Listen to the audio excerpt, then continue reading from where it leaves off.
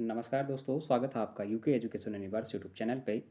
तो दोस्तों, इससे पहले हमने हिंदी भाषा का विकास एक चैप्टर किया हुआ था, जो हमारा प्रथम चैप्टर था।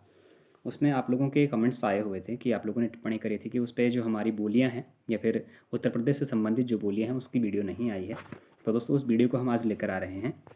जितनी भी बोलियां हैं, चाहे आपकी उसके अंदर भोजपुरी है, अवधी है, ब्रजभाषा है, खड़ी बोली, बुंदेली या फिर कन्नौजी जो भी है, या फिर उसके अंदर आने वाली जो पूर्वी कौरवी, पश्चिमी कौरवी कौरवी या फिर बिजनौरी है, उन सभी टॉपिक्स पे हम बात करेंगे। इससे पहले हमने हिंदी भाषा के 2 से 3 वीडियो अपलोडेड किए हुए हैं। यदि अगर आप लोगों ने नहीं देखे हैं तो आप लोग हिंदी की अलग से एक प्लेलिस्ट बनी हुई है, उस पर जाके देख सकते हैं। उसके बाद हमारा सेकंड चैप्टर वर्णमाला एवं विराम चिन्ह भी हमारे खत्म हो चुका है थ्योरी सेशन में। आप लोग उसको भी जाके देख सकते हैं। साथ ही इन दोनों ही चैप्टरों के हमारे एमसीक्यू जो सीरीज है वो उससे पहले हमारी खत्म हो चुकी थी, तो उसका जो लिंक है वो भी मैं आपके डिस्क्रिप्शन बॉक्स पे दूंगा। आप लोग वहाँ से प्लेलिस्ट के लिंक से जाके उसको देख सकते हैं। तो दोस्तों, उत्तर प्रदेश की बोलियों के बारे में यदि अगर आज देखें तो उत्तर प्रदेश की जो प्रमुख बोलियां हैं उनमें से देखिएगा, पहले तो हमारी ब्रजभाषा है, फिर अवधी है, भोजपुरी है, भोजपुरी के बाद हमारी खड़ी बोली है या फिर खड़ी बोली को ही हमारा कौरवी भी कहा जाता है। उसके बाद हमारी बुंदेली और फिर कन्नौजी आती है। अच्छा दोस्तों, जो ये बोलियाँ हैं हमारी, इन बोलियों के अंतर्गत भी कुछ और अन्य बोलियाँ हैं। अगर डीपली देखा जाए तो इनके अंतर्गत भी कुछ प्रमुख बोलियाँ हैं। तो देखते हैं वो प्रमुख बोलियाँ हमारी कौन कौन सी हैं, यदि अगर उन पर बात करें तो दोस्तों, सबसे पहले अगर ब्रजभाषा पर देखें तो ब्रजभाषा के अंतर्गत भरतपुरी भी आती है। इसी के अंतर्गत हमारी अंतर्देशी भी आती है, डांगी भी आती है और भुक्सा भी आती है। गलियारी और माथुरी जो हमारी भाषाएं हैं, ये हमारी ब्रज भाषा के अंतर्गत आने वाली हैं। अच्छा, एक बार आप लोग यदि अगर याद रखेंगे तो कहीं ना कहीं जरूर बेनिफिट मिलेगा। खासकर उत्तर प्रदेश पुलिस कांस्टेबल वाले अभ्यर्थी जो होंगे उनके लिए काफ़ी महत्वपूर्ण ये सीरीज रहेगी। आज की जो क्लास है, उत्तराखंड वाले जो अभ्यर्थी हैं उनके लिए ब्रजभाषा, अवधी, भोजपुरी, खड़ी बोली, बुंदेली और कन्नौजी तो आप लोगों के लिए महत्वपूर्ण रहने वाली है। लेकिन उसके साथ साथ जो उत्तर प्रदेश पुलिस वाले जो अभ्यर्थी हैं उनके लिए जो इसके अंदर के भी जो भाषाएं हैं, जैसे ब्रजभाषा के अंदर की हैं, अवधी के अंतर्गत की हैं या फिर भोजपुरी के अंतर्गत की हैं, तो ये उत्तर प्रदेश में बोली जाने वाली भाषाएं हैं, ये आप लोगों के लिए कुछ ज़्यादा महत्वपूर्ण होंगी। तो दोस्तों, ब्रजभाषा के अंतर्गत हमारी कौन सी आती है? भरतपुरी भी आती है। और भरतपुरी के अंतर्गत यदि अगर देखें तो दोस्तों, उसके बाद जो अंतर्देशीय है वो भी हमारी ब्रजभाषा के अंतर्गत आती है। डांगी हमारी आती है, भुक्सा हमारी आती है, ग्वालियरी हमारी आती है और हमारी माथुरी जो भाषा है ये हमारे ब्रजभाषा के अंतर्गत आते हैं। फिर अगर दोस्तों अवधी की अगर बात करें तो जो अवधी भाषा है इसकी अगर जो बोलियां हैं अगर उनकी बात करें तो दोस्तों, बेसवाड़ी, मिर्जापुरी और जो हमारी बनौखी है ये हमारी अवधी भाषा के अंतर्गत बोली जाने वाली कुछ बोलियां हैं।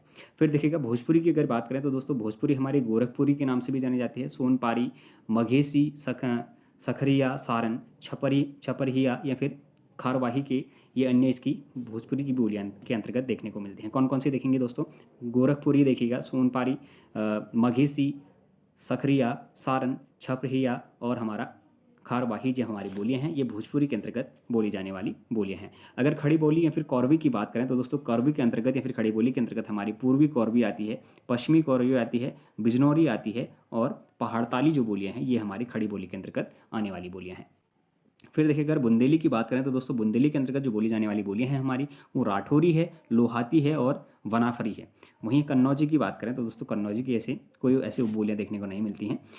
दोस्तों अगर पर्टिकुलरली इनको देखें, अगर इन भाषाओं या फिर इन बोलियों के बारे में अगर बात करें कि ये बोलियाँ आखिर बोली कहाँ जाती हैं, तो उन संक्षेप में हम आप लोगों को इस चीज़ के बारे में बताएंगे आज।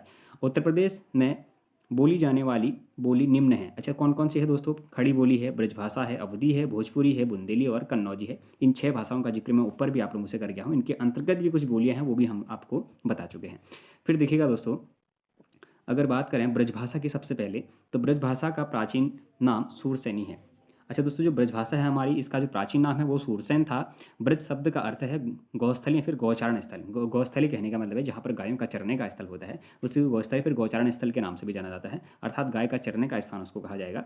ब्रजभाषा शेरसैनी अपभ्रंश से विकसित हिंदी की महत्वपूर्ण भाषा है, जिसका जन्म 1000 ईस्वी के आसपास माना जाता है। दोस्तों, जो हमारी ब्रजभाषा है ये हमारी शेरसैनी अपभ्रंश से विकसित हिंदी के महत्वपूर्ण भाषा के रूप में इसको माना जाता है और इसका जो जन्म है वो 1000 ईस्वी के आसपास में माना जाता है। किसका? ब्रजभाषा का।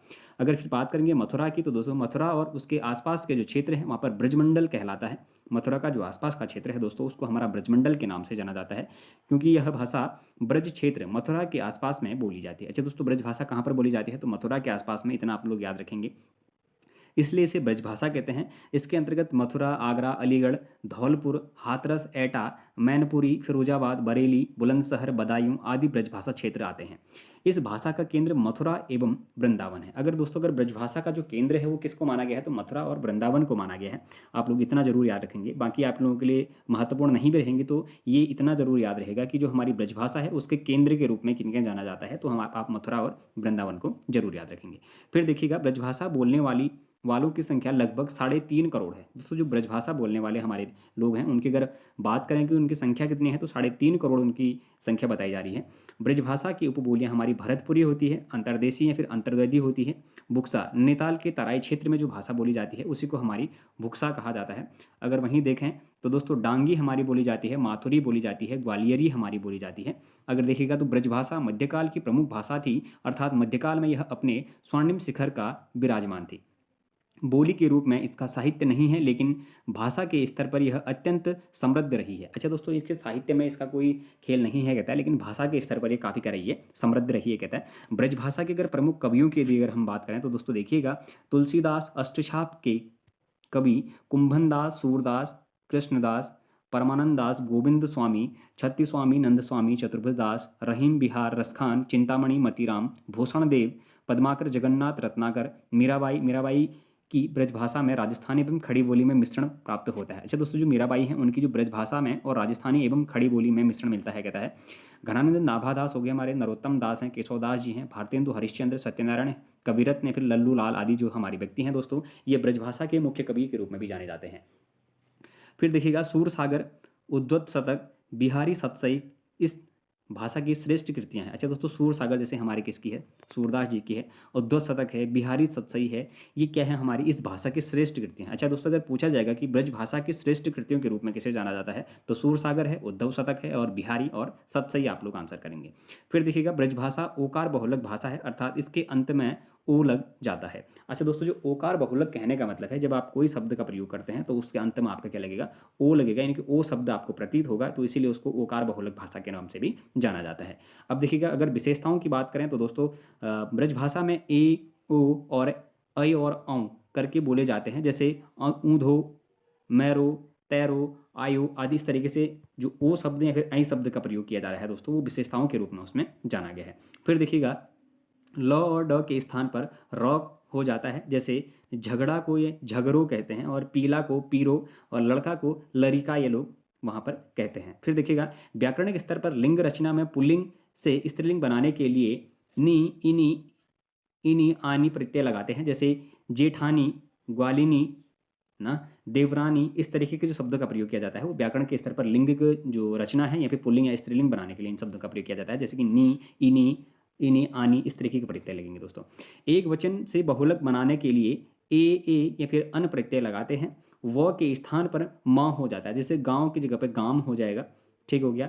उसके बाद देखिएगा, पहचान के लिए वाक्य अगर देखें तो वानो माँ को काहियो को जाती है गधा, धोबी धोइबे ते बछरात नहीं हवे जात। अच्छा दोस्तों, जहाँ पर जो हमारी ये भाषाएं हैं इन पर हमारा किसका प्रयोग किया गया है, जो हमारे शब्द थे ए, ऐ या फिर जिनमें हमने गांव के जगह में गांव हो जाता है, तो उन सभी शब्दों का प्रयोग इस पर देखने को मिल रहा है।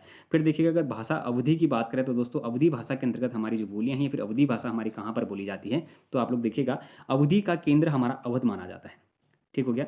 अवधि का जो केंद्र है वो हमारा कहाँ माना जाएगा, अवध या फिर अयोध्या को माना जाता है। पूर्वी हिंदी की सबसे बड़ी और लोकप्रिय बोली अवधि है। अच्छा दोस्तों, पूर्व जो हमारी पूर्वी हिंदी है उसकी सबसे बड़ी और लोकप्रिय जो बोली है वो हमारी अवधि के रूप में जानी जाती है। अवधि बोली को कौशली, पूर्वी, वैशाली या फिर पूर्विया आदि नामों से भी जाना जाता है। अच्छा दोस्तों, ये काफ़ी इंपॉर्टेंट क्वेश्चन देखने को मिलेगा। जो अवधि बोली है उसी को हमारी कोसली हो गया, पूर्वी हो गया, या फिर बेशवाड़ी एवं पूर्विया आदि नामों से भी किसको जाना जाता है, हमारा अवधि बोली को जाना जाता है। फिर देखिएगा, अवधि भाषा का विकास अर्धमागधी अपभ्रंश से होता है। अच्छा दोस्तों, जो हमारा अवधि भाषा है इसका जो विकास है वो अर्धमागधी अपभ्रंश से देखने को मिलता है। अवधि का जो क्षेत्र है दोस्तों, इस क्षेत्र का विस्तार अवध के प्रांत के आसपास लखीमपुर खीरी, बहराइच, बाराबंकी, लखनऊ, रायबरेली, सीतापुर, उन्नाव, फैजाबाद, गोंडा, सुल्तानपुर, इलाहाबाद, फतेहपुर, प्रतापगढ़, मिर्जापुर का पश्चिमी भाग तक का क्षेत्र है। फिर देखिएगा, अवधि में साहित्यिक एवं लोक साहित्य खूब मिलता है। अच्छा दोस्तों, जो अवधी भाषा है इसमें हमें साहित्य एवं लोक साहित्य बहुत मिलता है। जैसे हमने इससे पहले ब्रजभाषा की बात करी थी, तो उसमें हमें क्या नहीं देखने को नहीं मिलता है, साहित्य तो को देखने को हमें नहीं मिलता था, लेकिन उसमें दोस्तों हमें एक चीज़ देखने को मिल रही थी। क्या देखने को मिल रही थी? लेकिन उसमें जो भाषा का स्तर है वो अत्यंत समृद्ध देखने को मिल रहा था। ठीक हो गया। अगर वहीं बात करें दोस्तों, तो हमारी जो अवधी भाषा है इसमें साहित्य एवं लोक साहित्य को खूब देखने को मिलता है। अवधी बोलने वालों की संख्या लगभग 2 करोड़ है। अच्छा, ब्रजभाषा बोलने वालों की संख्या कितनी थी? तो लगभग 3.5 करोड़ थी, लेकिन अवधी बोलने वालों की जो संख्या है वो क्या है, लगभग 2 करोड़ के आसपास देखने को मिलती है। फिर देखिएगा अवधी की उपबोलियां हमारी कौन कौन सी है। तो दोस्तों अवधी की जो उपबोलियां हैं, एक तो हमारी बेसवाड़ी है, दूसरी हमारी मिर्जापुरी है और तीसरी हमारी बनौखी है। अगर प्रमुख रचनाओं की बात करें तो दोस्तों जो पद्मावत थी हमारी मलिक मोहम्मद जायसी जी द्वारा जो ग्रंथ रचित किया गया था, वो भी हमारी ठेठ अवधि में लिखा गया था, ऐसा कहता है। रामचरितमानस तुलसीदास द्वारा रचित यह ग्रंथ परिष्कृत अवधि साहित्य अवधि में लिखा गया है। अच्छा दोस्तों, जो हमारा रामचरितमानस है तुलसीदास जी के द्वारा जिसको लिखा गया था, वो भी हमारी अवधी भाषा में लिखी गई है। और साथ ही रामचरितमानस को ही अवधी भाषा में चरित सर्वप्रसिद्ध महाकाव्य माना जाता है। अच्छा दोस्तों, रामचरितमानस को ही अवधी भाषा में रचित सर्वप्रसिद्ध जो महाकाव्य है उसको भी माना जाता है। कह रहा है अवधि के प्रसिद्ध कवि तुलसीदास, जयसी, उस्मान, मंझन और कुतुबन आदि को माना जाता है। अच्छा दोस्तों, अवधी भाषा के जो प्रमुख कवि हैं उनमें सबसे पहले किसका नाम आता है? हमारा तुलसीदास जी का नाम आता है। उसके बाद मलिक मोहम्मद जयसी जी का नाम आता है, पद्मावत की रचना जिन्होंने करी थी। उस्मान, मंझन, कुतुबन आदि इनके जो रचनाकार हैं वो देखने को मिलते हैं। अच्छा दोस्तों, अगर विशेषताओं की बात करें तो अवधि मुख्यतः अकारांत होती है। इस बोली में उत्तम पुरुष एवं वचन के स्थान पर उत्तम पुरुष बहुवचन का प्रयोग किया जाता है। व्यंजनात् होना इसकी मुख्य विशेषता है। इसमें अणों के स्थान पर न आता है, जैसे प्राण को इसमें प्राण कहा जाएगा। माँ, अगर इसमें हम प्राण कहेंगे, हम प्रणाम को प्रणाम, इसमें इस तरीके के शब्दों का प्रयोग देखने को मिलेगा। इसमें लॉ ड के स्थान पर हमारा रॉ का प्रयोग देखने को मिलता है। जैसे जोड़ को हमारा क्या जोड़ होगा, मूसल को मूसर हो गया। अगर बात करें इसमें इनमें संज्ञाओं के 3 रूप देखने को मिलते हैं। अच्छा, घूर को घूरवा और घूरऊना। अच्छा, घूर, घूरवा और घूरऊना इसमें देखने को मिलते हैं संज्ञा के 3 रूप। अगर पहचान के लिए वाक्य ऊ बड़ा भोंदू रहा, गाँव में एकटे चोर रहत रहा, इस तरीके की पहचान के लिए इनका प्रयोग देखने को मिलता है। फिर देखिएगा, अगर बात करें दोस्तों भोजपुरी की, तो भोजपुरी बोली का जो केंद्र है वो भोजपुर क्षेत्र में है। अच्छा दोस्तों, भोजपुर जो क्षेत्र है ये कहाँ पर है हमारे? तो भोजपुरी जो क्षेत्र है अधिकतर ये बोली है दोस्तों हमारे बिहार के आसपास में बोली जाती है भोजपुरी। तो देखिएगा भोजपुरी बोली का जो केंद्र है वो कहाँ पर है हमारा, ये कहाँ पर देखने को मिलेगा? भोजपुर में देखने को मिलेगा। तो भोजपुरी बिहारी हिंदी की प्रमुख बोली है। इसका विकास मागधी अपभ्रंश से हुआ है। भोजपुरी का नाम बिहार में भोजपुर नामक गांव के आधार पर पड़ा है। भोजपुरी शब्द का सर्वप्रथम प्रयोग अंग्रेज विद्वान रेमंड ने किया था। अच्छा दोस्तों, भोजपुरी शब्द का सबसे पहले प्रयोग किसने किया था? जो अंग्रेज विद्वान थे हमारे रेमंड साहब, इनके द्वारा इसका प्रयोग किया जाता है। भोजपुरी का अन्य नाम पूर्वी भी है। अच्छा दोस्तों, भोजपुरी को हमारा पूर्वी भी कहा जाता है। धातव्य है कि पूर्वी शब्द अवधी बोली के लिए ही प्रयुक्त होता है। भोजपुरी का क्षेत्र गोरखपुर, देवरिया, गाजीपुर, बलिया, बनारस, मिर्जापुर, जौनपुर, बस्ती, चंपारण, छपरा, सीवान, गोपालगंज, सारण, पूर्वी फैजाबाद आदि में किया जाता है। फिर देखिएगा, हिंदी प्रदेश में भोजपुरी बोलने वालों की संख्या सर्वाधिक है। अच्छा दोस्तों, जो हमारा हिंदी प्रदेश है उसमें जो भोजपुरी बोलने वालों की संख्या है वो सर्वाधिक देखने को मिलती है। भारत के बाहर विदेशों में भी भोजपुरी भाषा बोली जाती है। जैसे मॉरिशस में, सूरीनाम में, फिजी में, त्रिनाड एवं गुयाना में हमारी कौन सी भाषा बोली जाती है दोस्तों? तो वहाँ पर भी हमारी भोजपुरी भाषा देखने को मिलती है। अगर देखें तो भिखारी ठाकुर को भोजपुरी का शेक्सपियर एवं भोजपुरी का भारतेंद्र भी कहा जाता है। दोस्तों ये काफ़ी इंपॉर्टेंट क्वेश्चन होगा, आप इसको इंपॉर्टेंट मान के चलिएगा कि भोजपुरी का शेक्सपियर किसे कहा जाता है। तो दोस्तों भोजपुरी का जो शेक्सपियर है वो हमारे भिखारी ठाकुर जी को कहा जाता है। भोजपुरी का भारतेंदु किसे कहा जाता है? तो ये भी हमारे भिखारी ठाकुर जी को कहा जाता है। अच्छा, भिखारी ठाकुर के प्रमुख रचना हमारे विदेशिया एक लोक नृत्य है। अच्छा दोस्तों, ये लोग भी, ये चीज़ भी आप लोग याद रखेंगे, जो हमारे भिखारी ठाकुर जी हैं इनकी जो प्रमुख रचना है वो विदेशिया एक क्या है, लोक नृत्य के रूप में देखी जाती है। भोजपुरी बोलने वालों की जो संख्या है वो लगभग 3.5 करोड़ है। भोजपुरी के लोक साहित्य सर्वाधिक मिलता है। फिर देखिएगा, भोजपुरी के प्रमुख जो कवि हैं वो कबीरदास जी हैं, चरणदास जी हैं, भिखारी ठाकुर जी हैं, राहुल सांकृत्यायन और फणेश्वर नाथ रेणु जी हमारे क्या देखने को मिलते हैं? भोजपुरी के प्रमुख कवियों के रूप में देखने को मिलते हैं। फिर देखिएगा, भोजपुरी की अगर उपबोलियों की बात करें तो दोस्तों उत्तरी भोजपुरी है, दक्षिणी भोजपुरी है, पश्चिमी भोजपुरी है। ये चारों प्रमुख उपबोलियाँ इसकी देखने को मिलती हैं। या फिर नागपुरिया हो गई, सोनपारी, गोरखपुरी, सखरिया हो गया, सारन हो गया, छपरिया हो गया, खारवाही हो गया और मघेसी जो उपबोलियाँ हैं दोस्तों, ये हमारी भोजपुरी की उपबोलियाँ भी देखने को मिलती हैं। अगर दोस्तों इनकी विशेषताएं देखें तो ध्वनि के स्तर पर भोजपुरी अवधि के काफ़ी निकट है। अच्छा दोस्तों, जो हमारी ध्वनि के आधार पर देखें तो जो भोजपुरी है वो अवधि की काफ़ी निकट देखने को मिलती है। कहता है इसमें अणु ध्वनि नहीं है, न की प्रमुखता देखने को मिलती है। तो दोस्तों इसमें अ ई उ के अति ह्रस्व रूप देखे जाते हैं। शब्दों में रॉ का लोप देखने को मिलता है। भोजपुरी में अवधि की तरह संज्ञा के 3 रूप हैं और आकारांत हैं, जैसे घोरा, घोरवा और घोरुआ।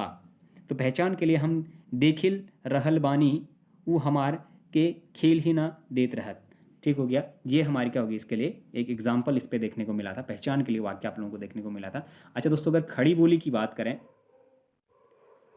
तो खड़ी बोली का जो केंद्र है दोस्तों वो मेरठ दिल्ली के आसपास के क्षेत्र में बोला जाता है। अच्छा दोस्तों, खड़ी बोली का जो अधिकतर प्रभाव है, या फिर खड़ी बोली को ही हम कौरवी के नाम से भी जानते हैं, तो इसका अधिकतर जो प्रभाव है वो मेरठ दिल्ली के आसपास वाले जो क्षेत्र हैं वहाँ पर देखने को मिलता है। खड़ी बोली का अन्य नाम हमारा कौरवी भी इसको बोला जाता है। और वहीं देखें तो खड़ी बोली का विकास शेरसैनी अपभ्रंश के उत्तरी रूप में देखने को मिलता है। फिर देखिएगा, राहुल संकृत्यायन ने इसे कौरवी के नाम से पुकारा था। तो दोस्तों आप लोग ध्यान दीजिएगा, ये काफ़ी क्वेश्चन काफ़ी बार पूछा जाता है कि खड़ी बोली को हिंदी का नामकरण या फिर खड़ी बोली को ही कौरवी के नाम से किसके द्वारा कहा गया था। तो दोस्तों राहुल संकृत्यायन जी के द्वारा कहा गया था। खड़ी बोली का अर्थ हमारा हिंदी मानक से है, यानी फिर मानक हिंदी से हम इसको मानते हैं। खड़ी बोली के प्रथम कवि अमीर खुसरो थे। दोस्तों खड़ी बोली के जो हमारे प्रथम कवि हैं वो अमीर खुसरो जी के रूप में देखने को मिलते हैं। खड़ी बोली का प्रथम महाकाव्य प्रिय प्रवास है, जिसके रचयिता हमारे अयोध्या सिंह उपाध्याय हरिऔध हैं। ठीक हो गया। अच्छा, खड़ी बोली की अगर आपको बोला जाएंगे खड़ी बोली के जो प्रथम कवि हैं वो कौन है, तो हमारे अमीर खुसरो जी हो जाएंगे। लेकिन खड़ी बोली का जो प्रथम महाकाव्य है तो दोस्तों प्रिय प्रवास, वो किसकी, उसके रचयिता कौन है अगर आपसे मुझसे पूछा जाए तो अयोध्या सिंह उपाध्याय हरिऔध के रूप में उनको जाना जाता है। खड़ी बोली का सबसे अधिक प्रसिद्ध महाकाव्य कामायनी है, जिसके रचयिता जयशंकर प्रसाद जी हैं। खड़ी बोली शब्द का सर्वप्रथम प्रयोग लल्लूलाल एवं सदल मिश्र ने किया था। अच्छा दोस्तों, खड़ी बोली का सबसे पहले प्रयोग किसके द्वारा किया गया था, तो लल्लूलाल और सदल मिश्र जी के द्वारा किया गया था।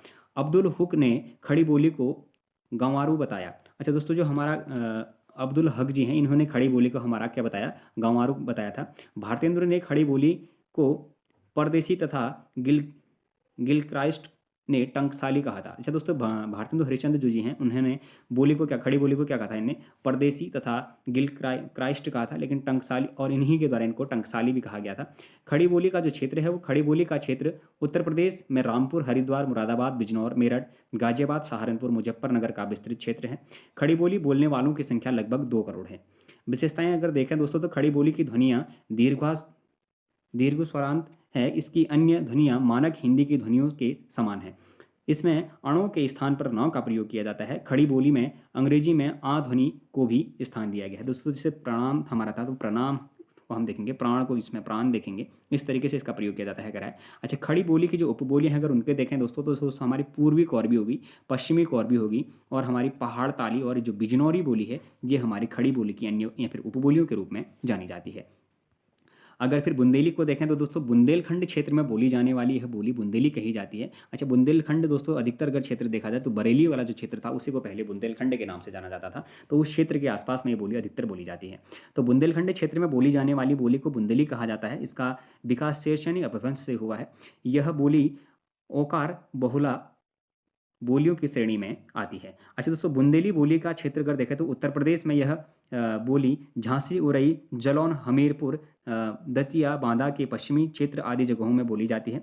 बुंदेली की उपबोलियाँ हमारे राठौरी है, लोहाती है और वनाफरी है। हिंदी प्रदेश की प्रमुख शौर्य लोकगाथा आल्हा बुंदेली की उपबोली वनफारी में लिखा गया है। अच्छा दोस्तों, उसके बाद कन्नौजी देखें तो कन्नौजी में देखिएगा बुंदेली की तरह कन्नौजी का विकास भी शेरशानी अपभ्रंश से हुआ है तथा यह भी एक ओकार बहुला होती है।